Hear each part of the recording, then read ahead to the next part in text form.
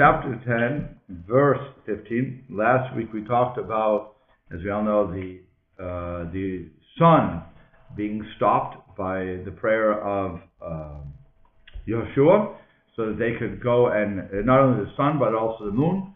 According to the Malbim, just to say very quickly, according to the Malbim, that was the only two celestial bodies that stopped. If you remember, those who watched it from last week will know what I'm talking about. It's only the sun and the moon, and it stopped for a full 24 hours. So if you were in dark, you were in dark for 24 hours. If you were in light, you were in light for 24 hours. And according to Mr. Arnstein from the Art Scroll, I don't know where he got it from, but apparently there are, I don't know where Art Scroll got it from, but apparently there are reports from other cultures also verifying that the sun stood still for a prolonged time. I don't know what days are. I never looked into it. I invite those who really are curious about how this could happen to do it. Again, we went through all the problems with gravity, so on and so forth. I refer you to last week. I do not understand how it could happen. I'm not going to pretend that I understand how it happened. So I'll just accept that it did and move on with life. Okay? So 15, here we go. Vayashav Yehoshua b'chol Yisrael imo, and Joshua returned with all Israel with him, El Hamachaneh HaGilgalah, to the camp toward Gilgal. Remember, HaGilgalah, the commentary at the end, is in place of the Lamed. It's interesting that when you're going through this, why Hashem just couldn't say it La Gilgal. In other words, grammatically, I'm just taking on the term here. HaGilgalah means that means the beginning is Hey is the. Then the commentary at the end is Lamed, in place of Lamed. But we know that in biblical Hebrew, as in modern day Hebrew, you can say La, and that is also a Lamed with a Hey, with a comment, a Patah, sorry. And that would also be to the. So it's interesting why when Hashem is, it's not Hashem writing this, now it's the prophets. When the prophets are writing this, why they couldn't just write La Gilgal, to Gilgal. I don't know why. It's just a grammatical point I'm picking up. The direction of the end right. of this word. Yeah. Right. So you have the Hey at the beginning, which is the, which is, what do they call it, the definite article. And then the Hey at the end, which is the directional one. So why couldn't they just say La Gilgal? To Gilgal. Leave me alone. I'll know that I'm going to Gilgal. You know, but for some reason it was more important to have a Gilgalah toward Gilgal. But the camp is in Gilgal. Rabbi, excuse me for a little detail here, but in the Hebrew, to someplace, wouldn't that be El? You could say El or La. Or Lib. Either way. Yeah. Either way. Okay, but that's what's going on there. So they returned.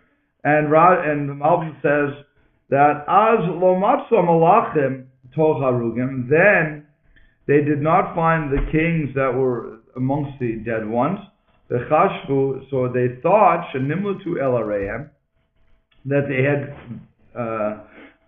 been rescued to their cities. In other words, they had been saved. They ran back to the cities to be saved. The Shami Yesvu, and there they gathered a Chayil Shenet, a second army, so they would be necessary to go to their cities. So that's why Joshua returned to Gilgal.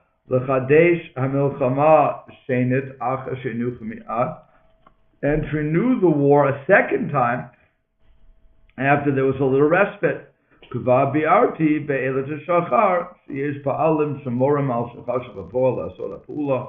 explained over in another place that there's certain workings that we guard to make sure the action is done, even though the action wasn't done. Okay, fine.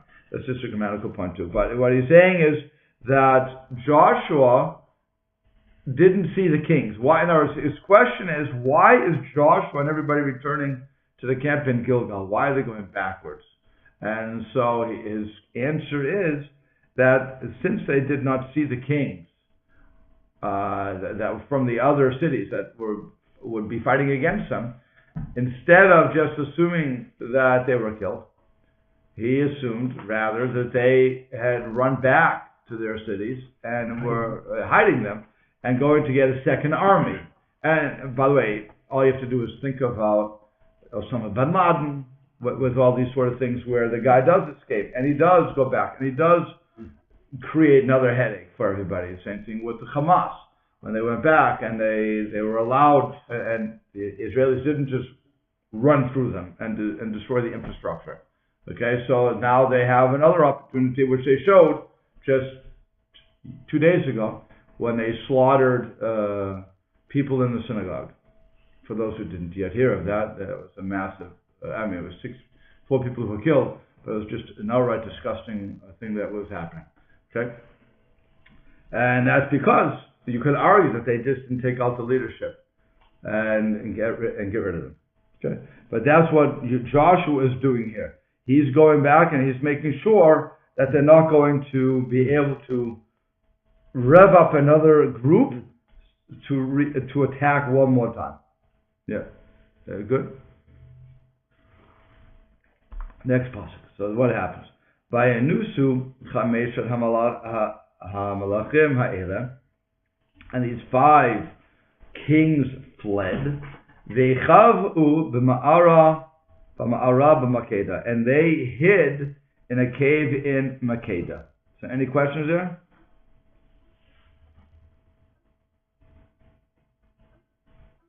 Makeda? I thought they went to Gilgal. They were going towards Gilgal. They were going to Gilgal. So now what the pasuk is saying is that the 5 kings, they fled from the battlefield, and they hid in a cave in Makeda. Okay? Any problems there? I don't know where that's at, so. It's looking at the map. My summer's on the way. So the Malbim says, Aval haya b'hashgacha Hashem. So why do we have to hear this? It was through Hashem's divine intervention, if you will, ki hamalachim shenasu, that the kings that were fleeing, lo shavu areim, they did not go back to the cities. Rak hitchavu b'ma'ara b'Makeda. Rather, they hid in the cave of Makeda. Eitzel machane Yehoshua, near the camp of Yehoshua.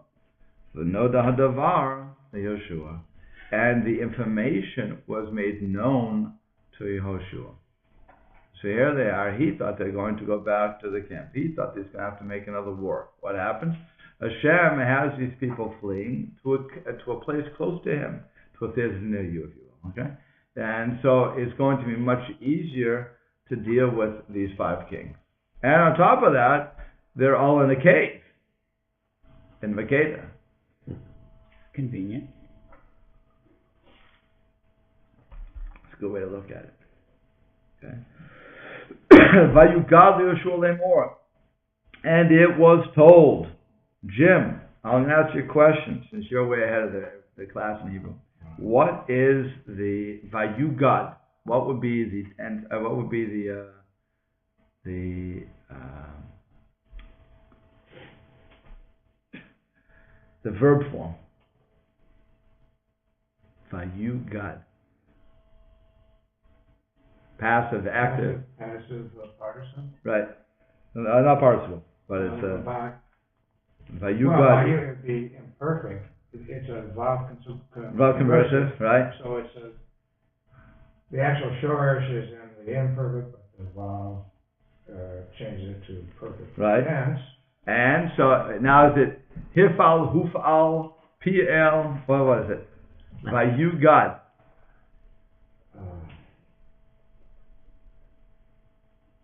Is it? I'll say it like this: is it passive or active? Remember? Well, I thought when I hear ooh, I think passive. Good. Passive participle. Good. Well, it's not participle because participle will be present. Okay, when I hear ooh, I think Right. passive. Yeah. So it was told, exactly, it was told. Okay? Not and it was told because the vav conversion begins the sentence. So Vayugad Yehoshua. Say it again? Bill and I were talking before about the Hebrew language, and when you're first learning, you can stop at every word and have a 5-minute discussion. Exactly. I want to put all your notes to use. Patience. There you go. It was told to Yoshua saying, Nimsu Chameshet HaMalachim. Once again, we have a passage here, a nifal. Is found, the 5 kings were found, Nechba'im b'ma'ara b'makeda, hiding or hidden in the camp. In the cave of Makeda. So it's told to him that this is what's going to happen. Fine, and it says Nimsu, it was found. Ki ad ata bikshu otam v'lo matzah. Why does it say it was found? Because until now, the Malbim says they were looking for them, but they couldn't find them. Now they're found. Okay, it was found. We found them. So Vayomer Yoshua 18. Vayomer Yoshua said, Golu avanim godolot el pi hama'ara. Roll big stones to the mouth, to the opening of the cave. Pahaf kidu aleh anashim l'shamram, and appoint men over them, or over it, to guard them. Okay, you got that? By the way, over it is when it says aleha, it means over it. The it is a feminine word. What's the feminine word it referring to in that sentence? I'm going to get your brain cells flowing here. What's the it? Remember, the aleha is on it being the feminine. Which word there is it referring to that's feminine? The cave? Yeah, piyama ara. That opening of the cave. The cave is feminine because it has the commentary. Okay, so that's referring to. So you want to roll a big rock there, big rocks here, and put men to guard them. What's he afraid of? What is it to guard? If I put a big rock there, what's he afraid of? The kings are there hiding in there? So if I lock them in, what do you have to put men? You put a big rock there, leave me alone. Just make sure they don't get away. Yeah, basically. He said, Malbim says, Mizera ra'a Yehoshua, from this, Joshua saw, Ki hu b'hashgacha hakel yibarach. Joshua understood. Now this is an amazing statement that the Malbim is making. I want you to think about what he's saying. The Malbim said, from this, the fact that they were all in the cave, Joshua understood that this was from Hashem. Shigmaru hamilchama ata'achash melcheim naflu. He understood that this was from Hashem and that the war would be completed or would be over now after the kings fall. Terem yakimu lehem malachim acherim, before they could get other kings to come up. Asu Anshe Hebron, like they did with the men of Hebron. Chazar Midato. That's why he went back from what he was thinking. Sharat Lashuv the Gilgal, namely of wanting to go back to Gilgal. Vesiva Shigolo Avanim, and that's why he said roll the big stones there. Shalo Yamdu Rock Yirdefu, so they shouldn't stand there only to flee. In other words, they should not be able to remain there just to flee afterwards. Okay, so that's one thing. How many generals do you know that would say, I recognize from this point on that Hashem was fighting our battles? It's an amazing statement. He understood that Hashem was doing it, so he said, okay, let's finish the job. Now we roll this stuff in front, they can't get away. We'll deal with them. We're going to set people up, and because there's no way they can start anything else, stop the advancement back towards the camps. We're not going to go towards the camps anymore. And that's what they hold. Okay, fine. V'yatem al ta'amdu ridvach acharei aveichem. So you all, plural, do not stand here. Pursue after your enemies. V'zinavtem otam, and you will. Zinavtem is how do you say that in English? kill them. Zanav is like a tail. So you're going to kill them. That's the way that David is explaining it is kill them at the end of the camp. So Zinav Temotam, those who are trailing, I guess, kill them. Al titnum lavo el areim. Do not allow them. Titnum is the mem at the end is them. Titnu you. So you should not allow them. Lavo el areim, to come to their cities. Kinetanam Hashem Lokechem biyedechem, because Hashem your God has given them into your hands. Okay, so what's going on? Any questions?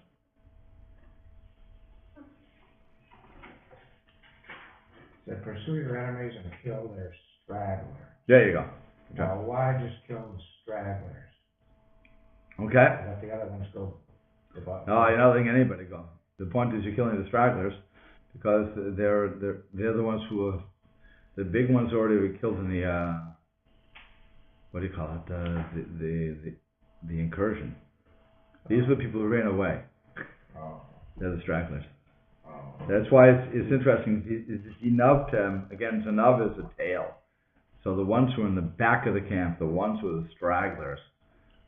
And so they're the ones you're going to get. Any other questions? No? Malvin has all these questions. Okay. So he says, now time he's picking on that part, and the straggler says, he wants to say, cut to gums and other machanem, should also cut off the stragglers of the camp. Why do you have to kill them, by the way? That's a question too. Why do I have to kill the stragglers? If I cut off the head of the serpent, if you will, by killing all the leaders, they have nothing to do. Right? People unless they can reorganize. How often do you find, if normally if you want to stop a fight, you cut off the head of the leaders. Mm-hmm. You stop the leaders. Because the people are sheep. If they find nobody there, nobody to lead them, they're going to just fall into whatever they're going to do. They may go to the bar and have a couple of drinks, but otherwise they're not going to really have enough guts to do anything. Okay? And he's saying, no. Remember, we have this. This is the war that Hashem has said you have to wipe everybody out. So you have to get all these people who are remaining. Because it was already seen that Hashem gave them into your hands. So what he's saying is two things. One, they're stragglers, and you have to wipe them out. But you should not be afraid of them, thinking, well, if we pursue these people who are now running, then they can turn out and we can die needlessly. Okay, so don't worry about that because Hashem gave them into your hands and the command is to wipe them out. So therefore, even the stragglers, who you would think really aren't really that dangerous, there's a remainder of them, fine. But remember, we have a command to wipe everybody out, mass genocide, because there'll be thorns in our side. Like I said, this doesn't really happen in reality. We do leave many people there. And they do become thorns on our sides, and they do cause problems for us. But nonetheless, right here in the midst of battle, he's saying, don't let anybody go. You can't let anybody go. We have the kings, but we'll take care of them. But you also have to get the others. You guys can leave now, and we'll take care of this group. Okay? So Pasuk, verse 20. Right. Vayihi ki chalot Yehoshua. And it was when Joshua finished with Bnei Israel hakota makah gedolama oratumam, when they finished smiting a great smoting. Love that language. Okay, until they completed it, until it was finished. And as the Mitzvah David says, the remainders were a small amount, so that's why it's considered as if they totally destroyed them. They have Saridim, Sarduhem, and those remained were also done with. Ve'avoy el arei hamivsar, and they came to the fortified cities. Okay, so you had after these people who were left, okay, who they wiped out the stragglers, you still had some remaining in the cities. Fine. And so they came to those fortified cities, and the Malbim says after you hit them all, so only a few of them came back to the cities. And then Ashavu kol ha'am Makeda b'shalom, and then they all came to Makeda in peace. So fine. Now that is what happens. Vayashuvu kol ha'am el ha'machaneh. So all of the nation returned to the camp. El Yoshua Makeda b'shalom, to Joshua, to Makeda in peace. Lo charatz levenei Yisrael leish et l'shono. And this is a strange language. Okay, it says that the tongues, if you will, of Bnei Israel did not wag, or did not move. What do you say about that?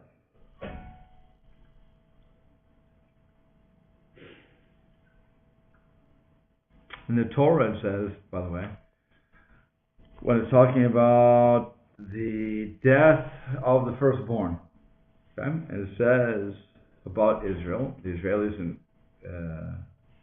Egypt, it says, Lo yechratz kelev l'shono, that a dog did not bark.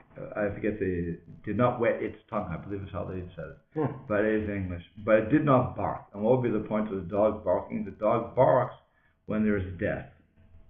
So here, in that case, there was no death amongst the Jews, so not even a dog barked in all of the land of it, in that whole land of Israel. But here it says all the men returned to the camp, to Yoshua and Makeda and Shalom, and no man nobody wagged their tongue, as it were, to Israel. So what does that mean? What do you have? You're shaking your head, no. Well, the first thing I thought, nobody rejoiced. Rejoiced. Enemies were killed. Right. But his children of Israel were not their enemies. I'm very confused about. None wagged the tongue against the children of Israel. Right. Because their own people. That's what it sounds like, right? So that's the problem. Yeah, I can see not rejoicing that your enemies are dead, but not rejoicing, not talking against your own people. I don't think it's confusing. Anything else?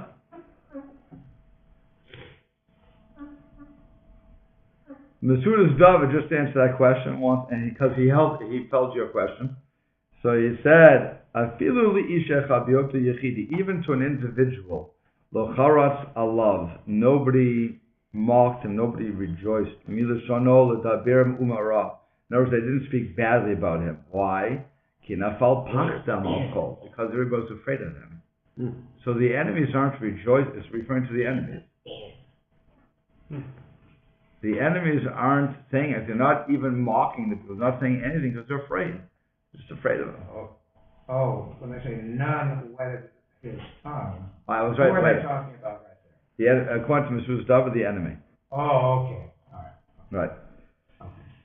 Okay, and so, and then according to the Malbim, he goes the other way. He says, "Gam leish echad min bnei Israel lo charatz el l'shono." Even amongst the people of Israel, nobody wet his tongue, because what's going on there? Remember, we have mass genocide. It's not a joke. I mean, I can smile all I want, but it's not a joke. You have mass genocide, and when you have mass genocide, there are people who just say, "I can't wipe out children. I can't wipe out women. I can't wipe out this." Where do we go? How do we come to such a level that we're wiping out people left and right? So yet, when it comes to this situation, I'm not going to say word one because I'm afraid. If you're wiping them, I can wipe me out too. I mean, that could be the other side. You're going to wipe out all detractors. They're afraid. They don't know what's going on. Remember, they're not hearing God say it. They heard God say. God told Moses when they were in the other side that you have to wipe out your enemy. They heard Joshua, but they never heard God saying, "Wipe out your enemies." They're trusting their leaders. There's no question about that. That they're trusting the leader. But they're according to the Malbim, I go follow the Malbim, there is obviously a tension there that we're just wiping people out, wiping everybody out. Go get the stragglers. What are you worrying about the stragglers? They're going to go to the bar and get a drink. They're not going to attack us anymore. And if you think about it, that's really true. The people, once you cut the But like I said, the head off the snake, the leaders, basically is over. The rebellion is over. That's why when Hitler Shemo would walk through the towns, my father would tell me that he always went the main streets. He never did the side streets. What do I get the side streets? I get the leaders. I get the leaders, I knock everybody off. Everybody's going to follow suit at that point. And that, whether or not, you have some rebellious people, no argument, but to rally the troops is very hard to do, especially when they've been defeated. So, you're saying right about talking bad about, rejoicing about killing your enemy. Reminds me of Golda Meir saying, "We can forgive you for killing our children. We can never forgive you for making us kill your children." Correct. That's Correct. such a powerful statement. Right. Yep, that's what she said. It was a great one of the better statements that have come out in that century. But it's true, because we don't rejoice. When it came, by the way, if you think about it also, when it comes to the Pesach Seder, when we're reading the plagues, what do? We take a drop of wine out of our cup to show that we're not happy that people had to die in that sort of situation. We don't want people to die. So nobody's rejoicing, unlike, again, if you look at what happened with on the TV and everything else with the Palestinians, when they heard that 4 Jews were slaughtered while praying, they were handing out candy and having a party. Yeah. By the way, that didn't only happen once. When they heard the towers came down in the United States, they gave out candy and they rejoiced that people's dead. When what's his name? Netanyahu said there's going to be grave consequences. I asked one of the people, I won't say the name because I'm blind, I asked one of the people I was talking to, I said, what kind of grave consequence can you give to a person who is willing to give up his life for a cause? There's no grave consequence. You can say, I'm going to destroy your house, but ding dong, I'm going to kill myself. It doesn't matter. So what is a grave consequence you can give to somebody like who were the ones? The Japanese, who were the kamikaze pilots? Yeah. That's kamikaze, Japanese? Yeah. Mm-hmm. Yeah. What kind of grave consequence can you give to a person like that? He's already given up his life. There's no graver consequence. That's the ultimate sacrifice. Okay, so how do you threaten these people? You can't threaten them. So, it becomes a waste of words. And they win, because you can't do anything to them. So that's why it came here. We're not happy when somebody has to die. So if you follow the Malbim, because he doesn't say because people are afraid, by the way. That's the Mezuzah David. He says people weren't saying anything. There was no rejoicing here. They had to wipe people out. They weren't happy about it, but they had to do it. Fine. You follow the commands. Okay? So next one. Chav Beit. Vayomer Yoshua. Yoshua said, Pitchu is command form. Pitchu apiyah ma'ara. Open up the mouth of the cave. Votziu Eli, and bring out to me Ed Chameshet Hamalachim Ha'ela, these 5 kings min ma'ara, from the cave. Open up and bring them out to me. Fine. Let's see what happens. V'yasu came, they did this. V'yasu Elav Ed Chameshet Hamalachim Ha'ela min ma'ara, and they took out to him these 5 kings from the cave. Et Melech Yerushalayim, the king of Jerusalem. Et Melech Hebron, the king of Hebron. Et Melech Yarmut, the king of Yarmut. Et Melech Lachish, et Melech Eglon. So the king of Lachish and the king of Eglon. Vayihi Kochiyam et Hamalachim Eila El Yeshua. And it was when they brought out when these kings were brought out to Joshua. Vayikra Yoshua El Kol Yisrael. Joshua called to all of Israel. Vayomer, and he said, El Kisini Anshe Hamilchamaya Lechu Imo, to the officers of the men of the army that went with him. Kirvu, come close. Simu et Raglechem, put, is all command. Come close, put your feet al Savrei Hamalachim Ha'elim, on the necks of these kings. Vayikravu, Yasimu et Raglechem al Savreihem. And they came close. Notice they approached, and they put their feet on their necks. Any questions? So what's the purpose of doing this? What's the purpose of shutting the seat in the neck? Good, good. What else? Have to be a contortionist to put your foot on somebody's neck unless it's laying on the ground. They're laying on the ground. You gotta They're lay laying on on the the ground. Okay. You're gonna do something to them. Okay? So, the Malbim explains. He asked your question, Yagal. He said, Hayaz Siman, this was a show. Shekain Yiplu Kulam Tachar Raglam, that they have all fallen under their feet. L'chazkam, Bazeh, and they should become strengthened in this. K'moshe Katuv Chisku V'imsu, like it's written, be strong and be courageous. Helchub Makom Hash. Okay. Helchub Makom Hash, K'mo Hektish Shmuel, so on and so forth. Fine. So that's what's going on. What's the purpose of putting your feet on the neck? To show that you are conquered. We conquered you. It was the ultimate show of conquering. Not only to the kings, but also to the people. Correct. So that's why he did it to only the officers. He didn't say everybody, take a walk. Yeah. Let's come and walk over there. And they only put the feet on the neck. You know, it's just a matter, it's a show. It's not that you're walking over them and crushing them with the neck. It wasn't. If you got the kings down, it means you got the people down. Correct. Because in saying I took them over, but it's to strengthen the people. It's not showing the other people because they're all dead.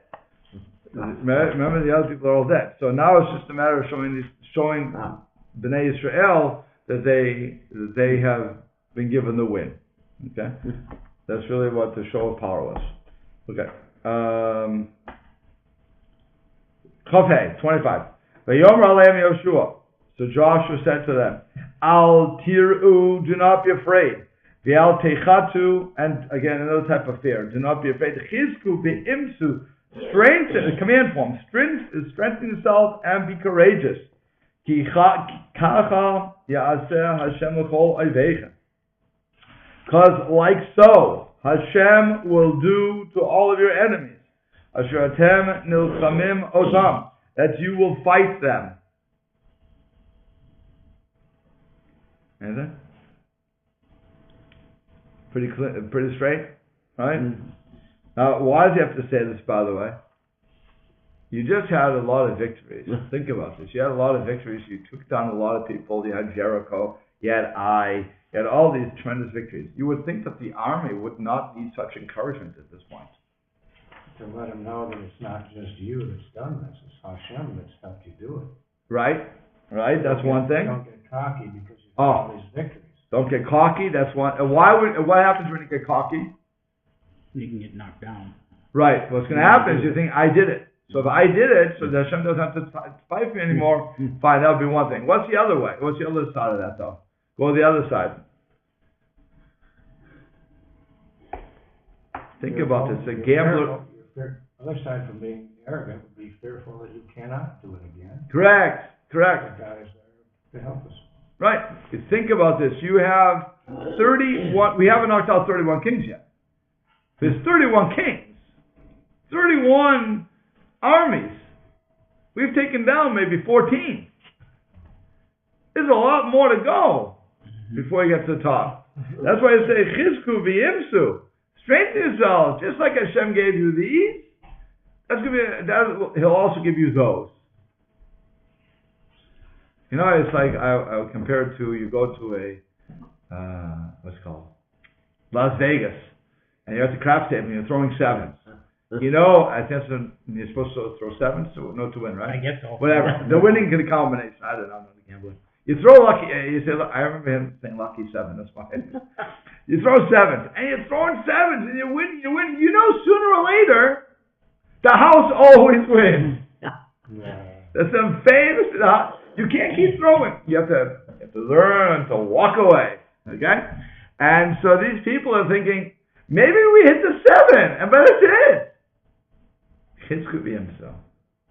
Strengthen himself. Be courageous. Just like Hashem gave you these, He's promising you're going to have the same sort of success all over through. Fine. So Vayakem Yoshua Acharei came. So Yehoshua smote them afterwards, v'yimitem, and he killed them. V'yitlem, and he hung them. Al chamisha eitzim, on 5 trees. V'yutaluim ala eitzim ad ha'arab, and they were hanging on the trees until the evening. What's the question? Come on, you have to have a question. Why 5? 5 kings. Yeah, why 5?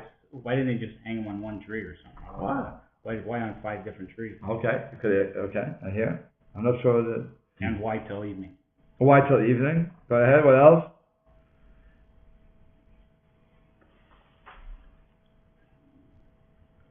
Anything else?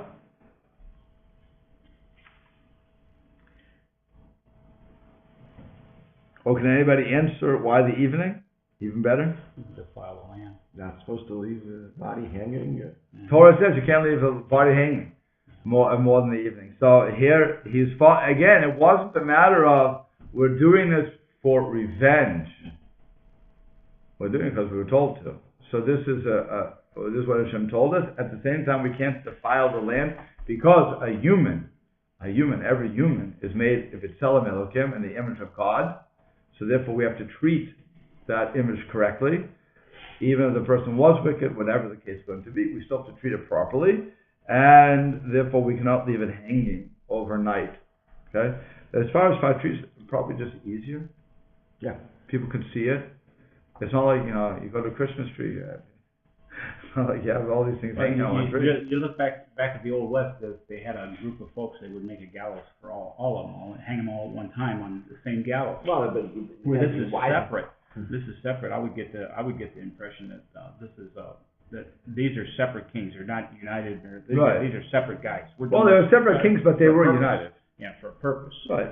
Yeah, Right. They were united. They united in that they wanted to take down Israel because they thought that there was no way out.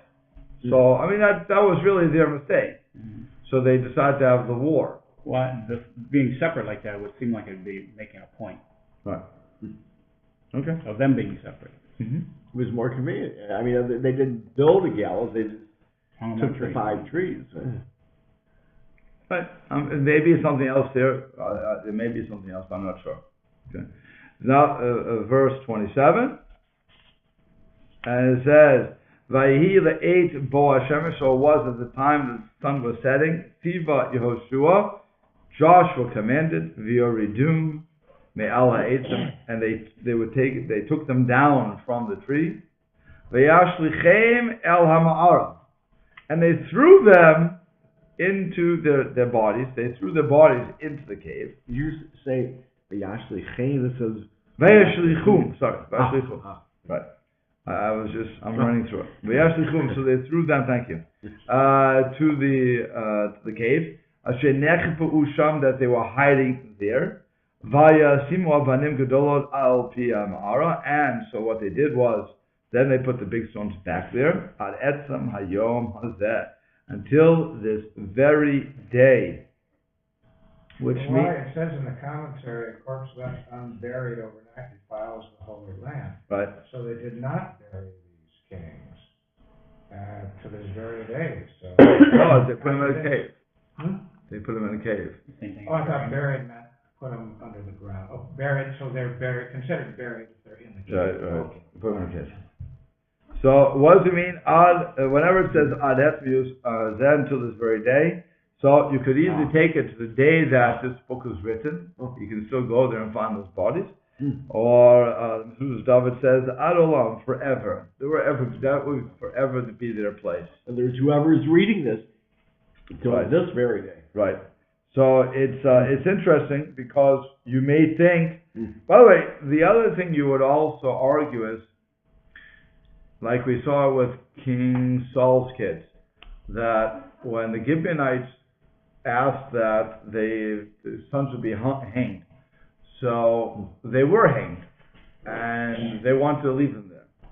And only when the rain came finally, when the drought was over, did David command that they would be brought down and then buried in the appropriate places. The point is, though, that you would think that these people, if there was any remnant of their group at all, would want to come and steal the body, to remove the body. In other words, remove the stones. Nobody's not leaving a guard there, so forever. So and remove the stones and ultimately bury them in a honorable place. The answer is no. They never were moved. Till this very day, that's where the bodies remain. That's another way you can look at that too. Also, I remember from reading Greek mythology, it was always with that sort of language. It's there to this very day. So it would be interesting, because Bill's always bringing that up. It would be interesting if they got that style from Tanakh. You know what I'm saying, Bill? That would be interesting. If they got until this very day. You can, if you want to see Medusa's people, because the story was Medusa. Whoever killed Medusa? Jason. Jason? Thank you. So when Jason killed Medusa, he went to the big party. He pulled the face out of Medusa and their sisters, turned everybody into stone. I remember the book saying, and it's still like that today. And I said to my father when I read the book, I was young and impressionable, I said, Dad, I want to go to Greece. I want to see these people. And my father just looked at me and said, right, okay. He didn't have the heart to tell me. It's like the tooth fairy, Okay. Anyway. So now verse